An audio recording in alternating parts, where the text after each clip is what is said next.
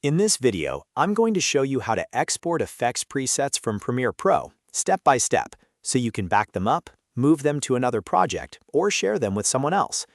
This is a super useful workflow if you've spent time building custom looks, transitions, or effect settings, and you don't want to lose them. And if this tutorial helps you out, make sure to hit like and subscribe for more Premiere Pro tips just like this.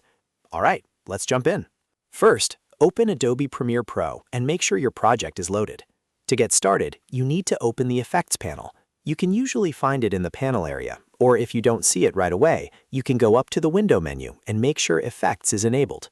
Once the Effects panel is open, look for the Presets folder inside it.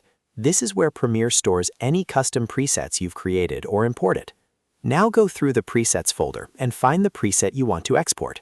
If you only want to export one preset, simply click on it to select it.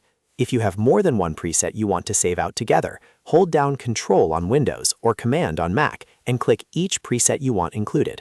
This lets you export multiple presets at once, which is very handy if you've built a whole collection you want to keep together. After selecting the preset or presets, right-click on the selection. In the menu that appears, click Export Presets. Premiere will then ask you where you want to save the file. Choose a location that's easy for you to remember, like your desktop, Documents folder, or an external drive if you're making a backup. Once you've chosen the location, save the file.